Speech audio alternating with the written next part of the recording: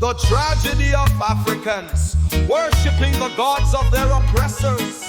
How do Africans proudly walk into churches built, named and structured by the very people who enslaved, colonized and brutalized their ancestors?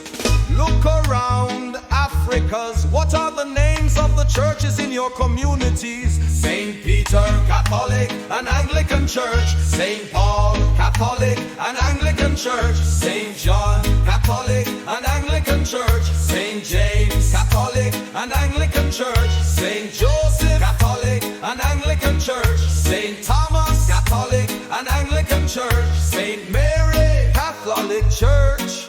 But where are the African names in these churches?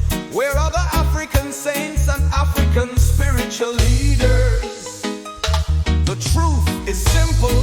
African identities were erased, vilified and replaced with European figures, because their ultimate intention was total dominance, ensuring that even after physical slavery ended, mental slavery remains. The greatest irony is that Africans kneeling in these churches built by their colonizers raise their hands in prayer, casting out, rebuking and binding their own ancestors, condemning and cursing their own ancestors as evil, pagan and demonic.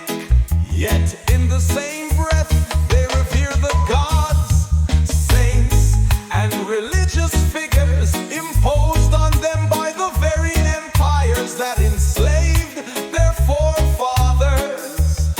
They reject the spirits of their lineage, but embrace the icons of Rome, the doctrines of Europe and their traditions of foreign lands. And African man is praying to the God of Abraham, Isaac and Jacob, denouncing the spirituality of his own ancestors, even though the Bible book says you shall not worship a foreign god. Psalm 81:9. An African woman prays fervently to St. Peter or St. Paul, but recoils in fear at the mention of her great-grandmother's name, believing that honoring her is witchcraft. An African congregation sing praises to St. Francis, St. Patrick and St. Augustine. Yet the thought of an African ancestor being a saint is inconceivable to them. They wage spiritual warfare against the spirits of their land, yet they have no issue worshipping a foreign deity introduced through violence and oppression.